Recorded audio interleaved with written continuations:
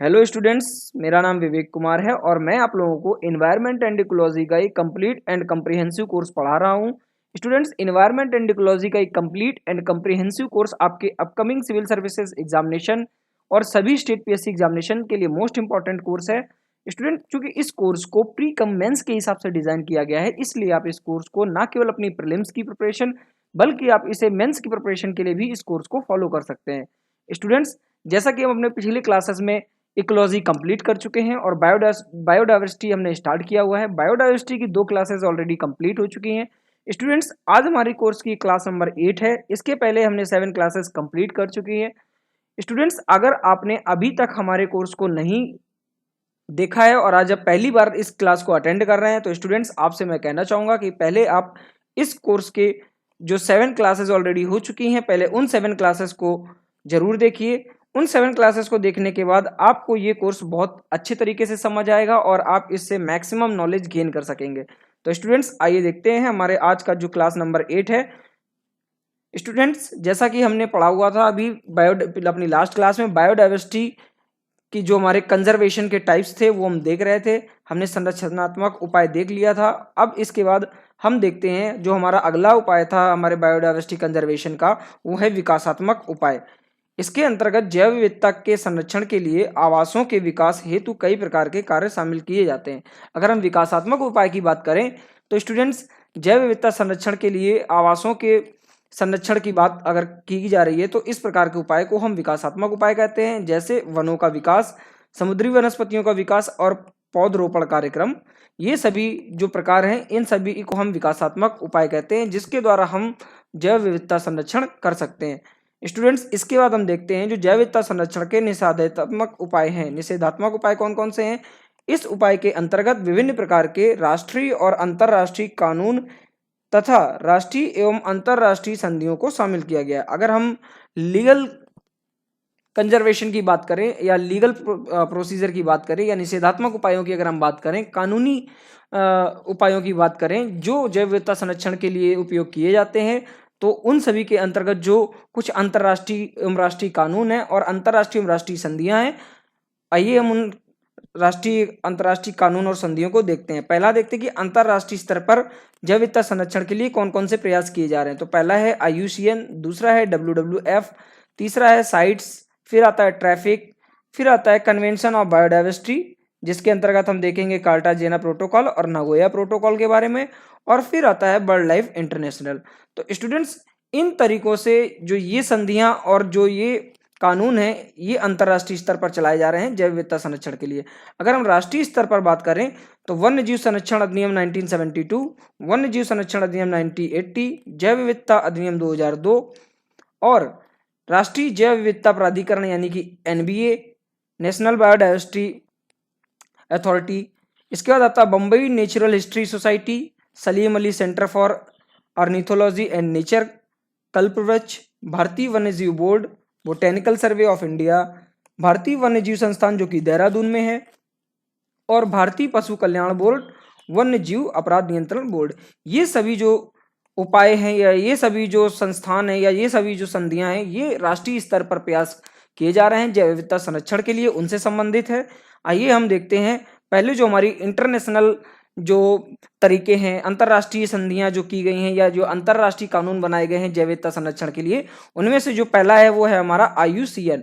IUCN की अगर हम बात करें तो international union for conservation of nature. इसकी स्थापना स्विट्जरलैंड के ग्लैंड में 1948 में की गई थी। इसका मुख्य कार्य जो है वो पौधों एवं जंतुओं की विलुप्तीकरण की जो प्रजातियां हैं उनको विलुप्त होने से बचाना ही है। स्टूडेंट्स, 1969 में IUCN ने संकटाग्रस्त प्रजातियों हेतु रेड डाटा बुक तथा दुर्लभ प्रजातियों के लिए ग्रीन डाटा बुक जारी करना स्टार्ट किया।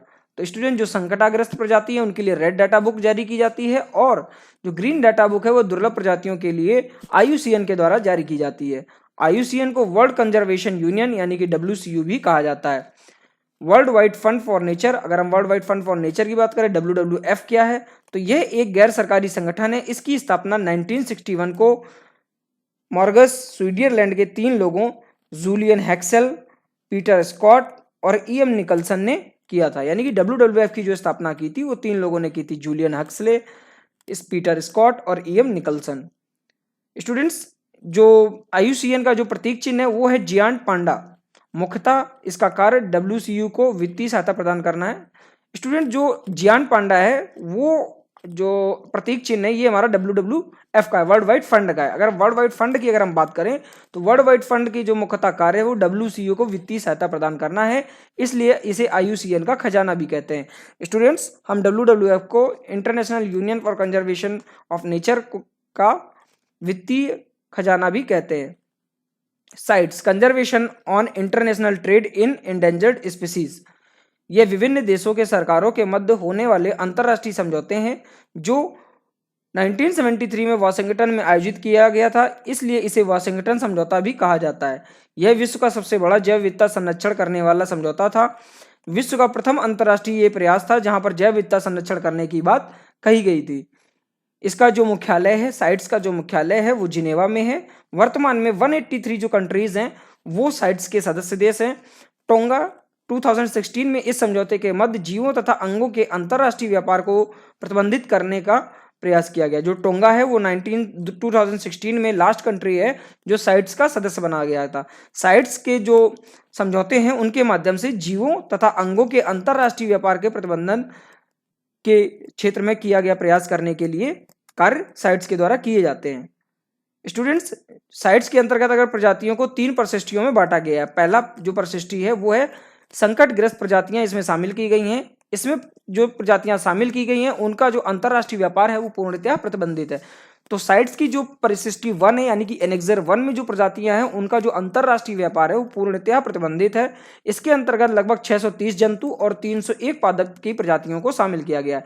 यदि हम एनेक्सर 2 की बात करें, परिशिष्टि 2 की बात करें तो इसमें संकटग्रस्त प्रजातियां शामिल नहीं है, परंतु ऐसी प्रजाति जो जैव विविधता के लिए महत्वपूर्ण है उनको शामिल किया गया है। अंतर्राष्ट्रीय व्यापार इनका संभव है लेकिन विनिमय के माध्यम से, अर्थात जो परिशिष्टि 2 में यानी कि एनेक्सर 2 में जिन पादप एवं जंतुओं की संकटग्रस्त प्रजातियों को रखा गया है उनका अंतर्राष्ट्रीय जो व्यापार है वो संभव है, लेकिन जिन राष्ट्रों के बीच में इनका व्यापार होगा उनके मध्य आपस पर जो रेगुलेशन जरूरी है।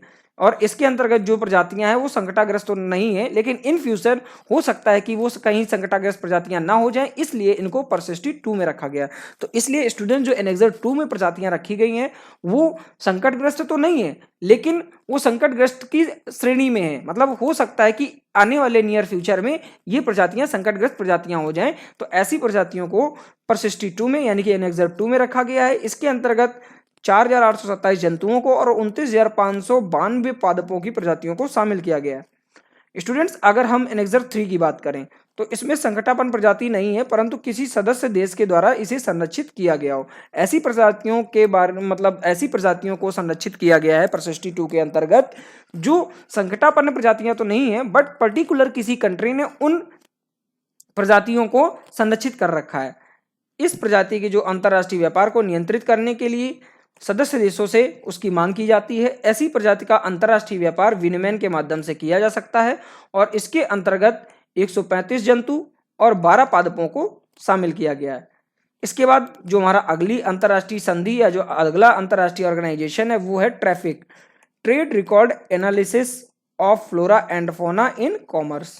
स्टूडेंट्स, इसकी स्थापना IUCN तथा वर्ल्ड वाइड फंड के द्वारा 1976 में की गई थी। जीव जंतुओं के अंतर्राष्ट्रीय व्यापार केंद्रों पर निगरानी रखना जो इस प्रकार का कार्य करने वाली विश्व की सबसे बड़ी संस्था है। ट्रैफिक का जो कार्य है वो जो अंतर्राष्ट्रीय जीव जंतुओं का जो अंतर्राष्ट्रीय व्यापार होता है उसके केंद्रों पर निगरानी रखने का कार्य ट्रैफिक के द्वारा किया जाता है। अगला जो है कन्वेंशन ऑन बायोडाइवर्सिटी 1992, यह जैव विविधता संरक्षण से संबंधित अंतर्राष्ट्रीय बाध्यकारी संधि है। इस संधि को 1992 में रियो डी जेनेरियो में आयोजित होने वाले प्रथम पृथ्वी सम्मेलन में स्वीकार किया गया था। जो हमारा कंजर्वेशन ऑन बायोडाइवर्सिटी है, इसे रियो में जो पहला हमारा पृथ्वी सम्मेलन हुआ था, पृथ्वी समिट हुआ था, उसमें इस कन्वेंशन को शामिल किया गया था और स्वीकार किया गया था। CBD के माध्यम से जैव विविधता के विभिन्न पहलुओं पर विचार किया गया। कंजर्वेशन ऑन बायोडाइवर्सिटी समझौते के हस्ताक्षर हेतु 5 जून 1992 को ओपन किया गया और 29 दिसंबर 1993 में यह समझौता जो है वो प्रभावी हो जाता है और लागू हो जाता है। 5 जून 92 को ही सीबीडी पर हस्ताक्षर भारत कर देता है और 18 फरवरी 1994 से भारतीय संसद द्वारा इसे अनुमोदित माना जाता है। सीबीडी की शर्तों के अनुपालन हेतु भारत में भी जैव विविधता अधिनियम 2002 लाया गया। नेशनल बायोडाइवर्सिटी अथॉरिटी यानी कि एनबीए का गठन 2003 में किया गया। स्टूडेंट्स, जो सीबीडी के तहत 3 अन्य समझौते हैं वो इस प्रकार हैं। पहला है कार्टाजेना प्रोटोकॉल हुआ जो 2002 में हुआ, नगोया प्रोटोकॉल हुआ वो 2010 में हुआ, और आइची लक्ष्य जो हुए वो 2011 से 2020 के मध्य किए गए। पहला आता है, जो पहला समझौता हुआ था सीबीडी के अंतर्गत, वो है कार्टाजेना प्रोटोकॉल 2000। कार्टाजेना प्रोटोकॉल की अगर हम बात करें तो सीबीडी के पक्षकारों की बैठक कोलंबिया के कार्टाजेना शहर में 2002 में आयोजित की गई। इसी सम्मेलन में एलएमओ अथवा जेनेटिकल मॉडिफाइड ऑर्गेनिज्म से उत्पन्न होने वाले खतरों से सुरक्षा हेतु एक समझौता किया गया। इसे कार्टाजेना प्रोटोकॉल कहते हैं। तो स्टूडेंट्स, अगर पूछा जाए कि कार्टाजेना प्रोटोकॉल किससे संबंधित है, तो कार्टाजेना प्रोटोकॉल एलएमओ या जेनेटिकल मॉडिफाइड ऑर्गेनाइजेशंस से संबंधित है। यह प्रोटोकॉल 11 सितंबर 2003 में लागू होता है। भारत कार्टाजेना प्रोटोकॉल पर 23 जनवरी 2003 को हस्ताक्षर करता है और 11 सितंबर 2003 से यह भारत में प्रभावी हो जाता है। इसे भारत में लागू करने की जिम्मेदारी है वो ministry of forest and environment के पास है, पर्यावरण एवं वन मंत्रालय के पास है। स्टूडेंट्स, सीबीडी के अंतर्गत जो हमारा दूसरी संधि या दूसरा प्रोटोकॉल था वो था नगोया प्रोटोकॉल। ये जापान में शहर एक नगोया, वहां पर 2010 में इसको प्रतिपादित किया गया था। सीबीडी के तहत COP10 में जो कॉन्फ्रेंस ऑफ पार्टीज होती है उसके 10वें संस्करण में नगोया में सन 2010 में आयोजित किया गया। इस सम्मेलन में आनुवांशिक संसाधनों से प्राप्त होने वाले लाभों का समुचित बंटवारा करने हेतु एक समझौता किया गया। इस समझौते को ही हम नगोया प्रोटोकॉल कहते हैं। तो नगोया प्रोटोकॉल किससे संबंधित है? आनुवांशिक संसाधनों से प्राप्त होने लाभों का समुचित बंटवारा किस प्रकार किया जाए, इससे संबंधित है हमारा नगोया प्रोटोकॉल।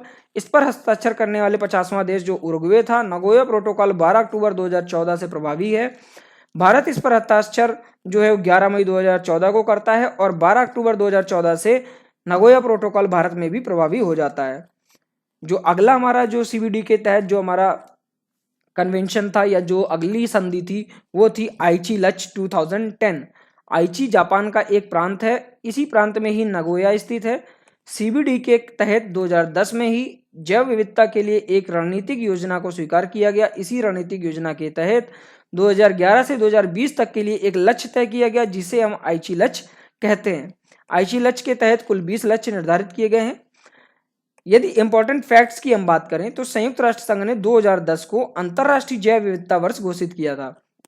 तो स्टूडेंट्स, संयुक्त राष्ट्र संघ ने 2010 को अंतरराष्ट्रीय जैव विविधता वर्ष घोषित किया।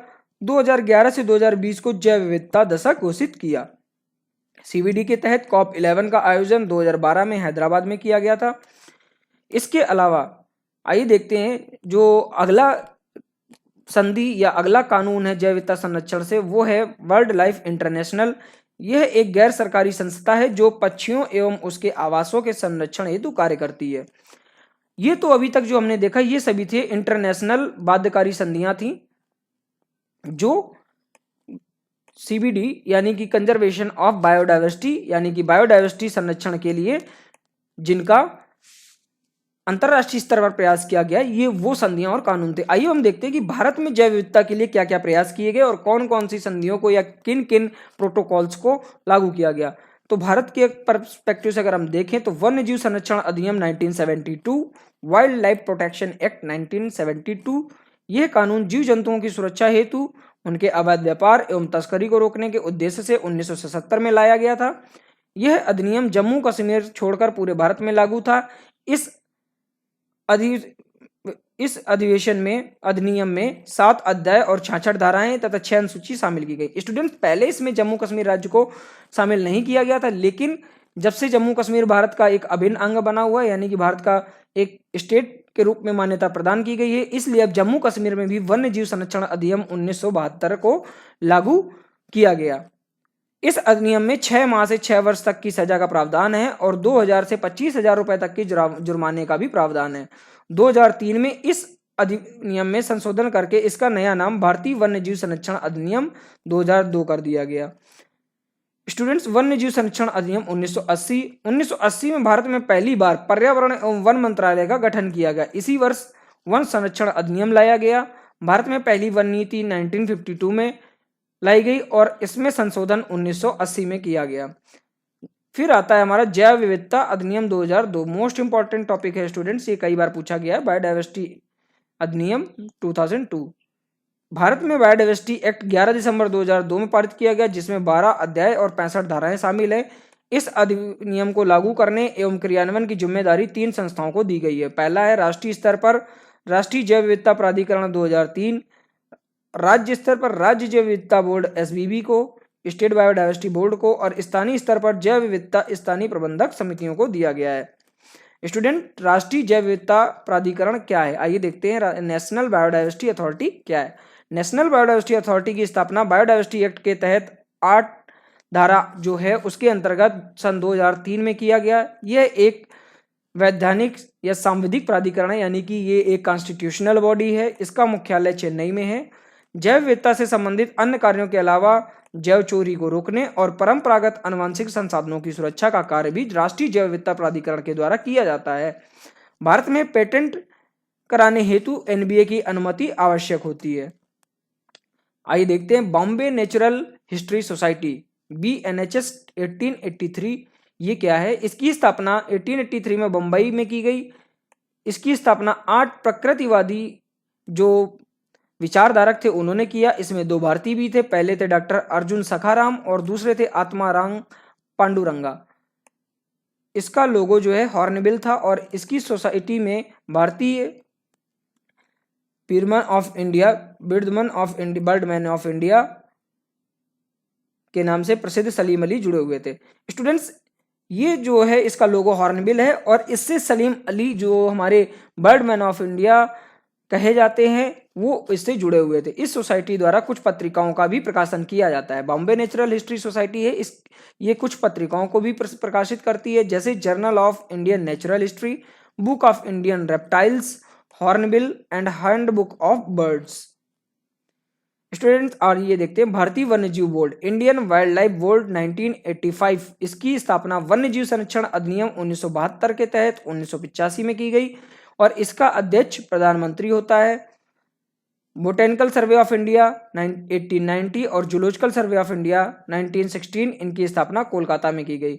पादप एवं जंतुओं की संकटग्रस्त प्रजातियों की सूची जारी करता है ये भारतीय वन्यजीव संस्थान, देहरादून, उत्तराखंड में। स्टूडेंट्स, ये क्वेश्चन कई बार हमारे स्टेट PSC में पूछा गया है, यानी UP PSC में भी इस क्वेश्चन को कई बार पूछा गया है। जैसे भारतीय वन्यजीव संस्थान कहाँ पर है? देहरादून में है।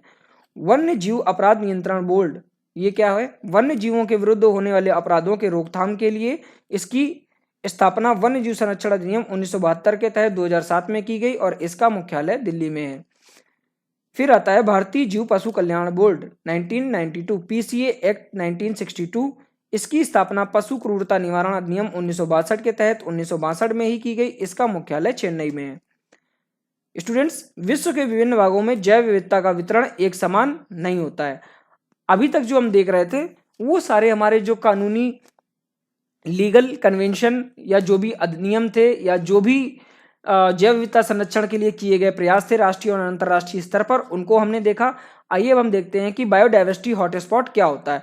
स्टूडेंट्स, बायोडाइवर्सिटी हॉटस्पॉट के बारे में हम अपने पिछले लेक्चर्स में एक हिंट के रूप में थोड़ा सा पढ़ चुके हैं। आइए अब हम डिटेल में देखते हैं कि बायोडाइवर्सिटी हॉटस्पॉट क्या होता है। तो आइए देखते हैं, विश्व के विभिन्न भागों में जैव विविधता का जो वितरण है वो एक समान नहीं पाया जाता है। विश्व का 70% जैव विविधता केवल विश्व के 7% भूभाग में ही पाया जाता है। ऐसा क्षेत्र जहां पर जीव जंतुओं एवं पादपों की बहुलता विद्यमान हो, साथ ही साथ स्थानीय जीव जंतुओं एवं पादपों की प्रचुरता विद्यमान हो, उनके आवास विनाश का संकट भी मौजूद हो, उसे जैव विविधता का तप्त स्थल कहा जाता है। तो स्टूडेंट्स, जैव विविधता तप्त स्थल होने के जो 2-3 इंपॉर्टेंट पॉइंट्स हैं वो हैं, पहली बात तो पादपों एवं जीव जंतुओं की बहुलता हो, दूसरा जीव जंतुओं की प्रचुरता हो और इसके बाद इनमें जो विनाश का और इनके आवास के विनाश का संकट भी मौजूद हो। ऐसे स्थानों को हम हॉटस्पॉट कहते हैं, बायोडाइवर्सिटी हॉटस्पॉट कहते हैं। बायोडाइवर्सिटी हॉटस्पॉट को सर्वप्रथम 1988 में नॉर्मन आयर्स ने प्रयोग किया था। बायोडाइवर्सिटी हॉटस्पॉट घोषित करने के जो मानक हैं, जैसा कि मैंने अभी आपको बताया कि बायोडाइवर्सिटी हॉटस्पॉट घोषित करने के लिए जरूरी है कि वहां पर प्रजाति की बहुलता होनी चाहिए, स्पीसीज की बहुलता होना चाहिए। ऐसा क्षेत्र जहां कई प्रकार की प्रजातियां एवं जीव जंतु एवं पादप पाए जाते हैं। इसी प्रकार के क्षेत्रों को हम जाति बहुलता वाले क्षेत्र कहते हैं। शर्तें जो हैं कि बायोडाइवर्सिटी घोषित करने पर जाति बहुलता होने की जो शर्तें हैं वो शर्तें क्या हैं? 1500 से अधिक प्रजातियां आवश्यक हैं और विश्व के कुल प्रजातियों के 0.5% प्रजातियां होना आवश्यक है। यदि स्थानिकता की बात करें तो ऐसा क्षेत्र जहां स्थानिक प्रजातियों की प्रचुरता हो, स्थानिक प्रजातियां ऐसी प्रजातियां जो किसी विशेष क्षेत्र में पाई जाती हैं उन्हें स्थानिक प्रजातियां कहते हैं। और जो तीसरा हमारा जो मानक है जैव विविधता तप्त स्थल को घोषित करने का, वो है आशंका बोध। इसका अर्थ है कि किसी प्रजाति का निकट भविष्य में लुप्त होने का संकट मंडरा रहा है तथा इसके आवास का 70% भाग नष्ट हो गया है। तो ऐसे स्थानों को जहाँ पर ये 3 प्राथमिकताएं पाई जाती हैं, पहला प्रजातियों की अधिकता, दूसरा स्थानिकता और तीसरा आशंका बोध, तो ऐसे स्थान को हम जैव विविधता हॉटस्पॉट घोषित कर सकते हैं। जो हॉटस्पॉट से संबंधित महत्वपूर्ण संस्थाएं हैं वो है कंजर्वेशन इंटरनेशनल और CEPF क्रिटिकल इकोसिस्टम पार्टनरशिप, और जिसकी स्थापना है वो 2000 में हुई थी। ये एक NGO है। हॉटस्पॉट के क्षेत्र में हॉटस्पॉट क्षेत्र के बचाव हेतु कार्य करने वाली संस्थाओं को ये वित्तीय सहायता प्रदान करता है। जो क्रिटिकल इकोसिस्टम पार्टनरशिप है ये हॉटस्पॉट के क्षेत्र में बचाव हेतु कार्य करने वाली संस्थाओं को वित्तीय सहायता प्रदान करता है। आइए देखते हैं, अभी तक पूरे विश्व में विभिन्न महाद्वीपों में कुल 36 स्थलों को जैव विविधता हॉटस्पॉट के रूप में घोषित किया जा चुका है। इसमें नवीनतम स्थल जिसे फरवरी 2016 में बायोडाइवर्सिटी हॉटस्पॉट का दर्जा प्राप्त हुआ वह है उत्तरी अमेरिका का तटीय मैदान। तो जो लेटेस्ट में अगर बायोडाइवर्सिटी हॉटस्पॉट पूछा जाए तो कौन सा है, वो है उत्तरी अमेरिका का तटीय मैदान। ये एग्जाम पॉइंट ऑफ व्यू से इंपॉर्टेंट है।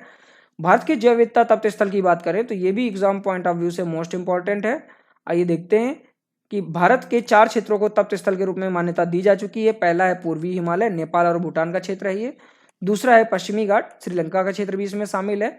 फिर आता है भारत में म्यांमार सीमा, इंडो बर्मा क्षेत्र है जिसके अंतर्गत चीन, वियतनाम, लाओस, कंबोडिया और थाईलैंड आते हैं। उसके बाद आता है सुंडालैंड क्षेत्र, 2013 में से शामिल किया गया था। ये निकोबार द्वीप में है।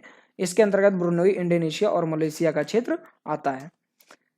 स्टूडेंट्स, भारत के संपूर्ण विश्व का 8% जैव विविधता पाई जाती है। क्षेत्रफल के अनुसार जो जैव विविधता तप्त स्थल सबसे ज्यादा है वो है भारत म्यांमार की सीमा है, फिर सुंडा क्षेत्र आता है, उसके बाद पूर्वी हिमालय और सबसे बाद में पश्चिमी घाट आता है।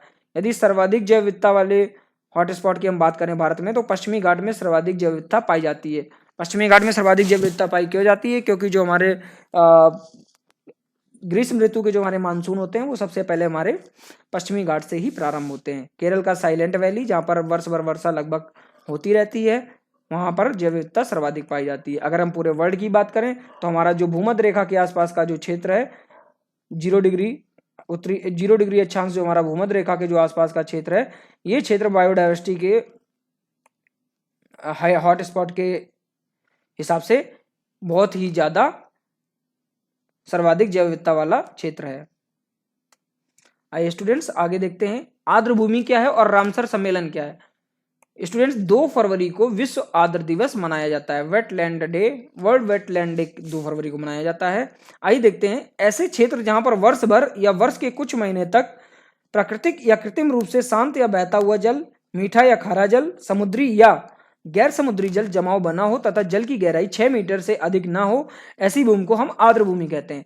इस प्रकार आर्द्र भूमि स्थल एवं जल के संक्रमण का क्षेत्र है। स्टूडेंट्स, अगर ये जलीय क्षेत्र है और ये स्थल का क्षेत्र, जैसे हमारे जहां पर समुद्री क्षेत्र से जब हमारे जो स्थलीय भाग मिलते हैं तो उनका जो इंटरसेक्शन जो एरिया होता है वो आर्द्र भूमि के रूप में कहलाता है। इस इंटरसेक्शन एरिया को हमने आपको बताया था, इस इंटरसेक्शन एरिया को हम इकोटोन भी कहते हैं। इकोटोन क्यों कहते हैं? क्योंकि 2 पारिस्थितिकी तंत्रों का जो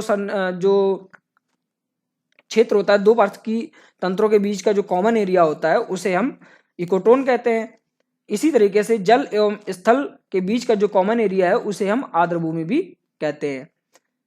संपूर्ण पृथ्वी का 5 से 6% जो भूमि आर्द्र भूमि के रूप में मौजूद है। आर्द्र भूमि के अंतर्गत झील, तालाब, नहरें, डेल्टा, एस्चुरी, मैंग्रोव आदि को शामिल किया गया है। स्टूडेंट्स, आर्द्र भूमि की यदि हम विशेषताओं की बात करें तो ये अनगिनत प्रकार के सूक्ष्म जीव जंतुओं एवं वनस्पति के विकास एवं आवास के लिए अनुकूल वातावरण उपलब्ध कराते हैं। जैव विविधता तथा खाद्य श्रृंखला का संरक्षण करते हैं। ये हानिकारक रसायनों का पुनर्चक्रण करते हैं, इसलिए आर्द्र भूमि को प्राकृतिक किडनी भी कहा जाता है। यह भूमिगत जल में वृद्धि करता है और यह मृदा संरक्षण में भी महत्वपूर्ण भूमिका निभाता है। स्टूडेंट्स आइए देखते हैं कि रामसर समझौता यानी कि रामसर सम्मेलन क्या है। स्टूडेंट्स ये इंपॉर्टेंट है और कई बार इस क्वेश्चन को हमारे यूपीएससी में और कई सारे स्टेट पीएससी में पूछा गया है। तो स्टूडेंट्स आइए देखते हैं। ईरान के जो कैस्पियन सागर के तट पर रामसर नामक एक शहर है, या इस शहर में 2 फरवरी 1971 को आर्द्रभूमि के संरक्षण के लिए विश्व के पहले अंतर्राष्ट्रीय सम्मेलन का आयोजन किया गया था। इसी में आर्द्रभूमि संरक्षण के लिए जो समझौता होता है उसे रामसर सम्मेलन या रामसर समझौता कहते हैं। भारत रामसर समझौते में 1 फरवरी 1982 को शामिल हुआ। चूंकि रामसर सम्मेलन 2 फरवरी को किया गया था, इसलिए प्रत्येक वर्ष 2 फरवरी को विश्व आर्द्र दिवस के रूप में मनाया जाता है। स्टूडेंट्स, यदि हम वेटलैंड इंटरनेशनल की बात करें, ये एक ऑर्गेनाइजेशन है जो रामसर साइट्स से रिलेटेड है, आर्द्रभूमियों से रिलेटेड है। इस जो वेटलैंड इंटरनेशनल है, इसकी स्थापना 1996 में नीदरलैंड में की गई थी और ये एक एनजीओ है जो आर्द्रभूमि संरक्षण के संदर्भ में कार्य करती है। भारत के संदर्भ में अगर आर्द्रभूमि की बात करें तो पर्यावरण एवं वन मंत्रालय द्वारा भारत में आर्द्रभूमि की पहचान की जाती है। सर्वाधिक आर्द्रभूमि की पहचान असम में किया गया। भारत की कुल भूमि का 4.63% आर्द्रभूमि के रूप में उपलब्ध है। सलीम अली पक्षी एवं प्राकृतिक इतिहास केंद्र द्वारा आर्द्रभूमि के संदर्भ में समय समय पर रिपोर्ट जारी की जाती है। राष्ट्रीय जलीय परितंत्र संरक्षण योजना NPCA, national plan for conservation of aquatic ecosystem. इसके बाद आता है हमारा आर्द्रभूमि संरक्षण एवं प्रबंधन कानून 2010। इस कानून के तहत 12 सदस्यीय वेटलैंड्स रेगुलेटरी अथॉरिटी आर्द्रभूमि विनियोग प्राधिकरण के गठन की बात की गई थी। रामसर समझौते के अंदर मान्यता प्राप्त भारत के आर्द्रभूमि पर्यावरण एवं वन मंत्रालय के द्वारा भारत में कुल 200 आर्द्रभूमियों की पहचान की गई है, परंतु रामसर समझौते के तहत अंतर्राष्ट्रीय स्तर पर केवल 26 मान्यता प्राप्त रामसर साइट्स हैं इंडिया के अंतर्गत। यदि इंपॉर्टेंट फैक्ट्स की बात करें रामसर साइट्स के बारे में या आर्द्रभूमियों के बारे में, तो भारत का जो सबसे बड़ा, अगर आर्द्रभूमि की बात करें, सबसे बड़ा वेटलैंड की बात करें तो वो चिल्का झील है उड़ीसा में। सबसे छोटी अगर हम आर्द्रभूमि की बात करें तो वो है चंद्रताल, हिमाचल प्रदेश में। विश्व में पहला रामसर के तहत मान्यता प्राप्त करने वाला आर्द्रभूमि था कार्नोग पेनिनसुला। विश्व का सबसे बड़ा आर्द्रभूमि कनाडा का क्वीन मॉड आर्द्रभूमि है, 61,000 किलोमीटर में फैला हुआ है। जुम्बा नेग्राई कांगो गणराज्य का, ये भी एक विश्व का बड़े आर्द्रभूमियों में से एक है। स्टूडेंट्स, मॉन्ट्रेक्स रिकॉर्ड, आइए देखते हैं मॉन्ट्रेक्स रिकॉर्ड क्या है। मॉन्ट्रेक्स रिकॉर्ड को देखने से पहले हम आपको बता दें, ये क्वेश्चन भी एग्जाम में कई बार आ चुका है कि मॉन्ट्रेक्स रिकॉर्ड के निम्नलिखित में से किससे संबंधित है। और ये क्वेश्चन आप यूपीपीएससी का पेपर उठा के आप देख लीजिए। यूपीपीसीएस में ये क्वेश्चन कई बार कई विभिन्न तरीकों से पूछा गया है, जैसे मॉन्ट्रेक्स रिकॉर्ड किससे संबंधित है, या निम्नलिखित में कौन सी जो संधियां हैं वो आर्द्रभूमियों से या रामसर समझौते से संबंधित है। तो इस तरीके से इस क्वेश्चन को घुमा फिरा कर कई बार पूछा गया है।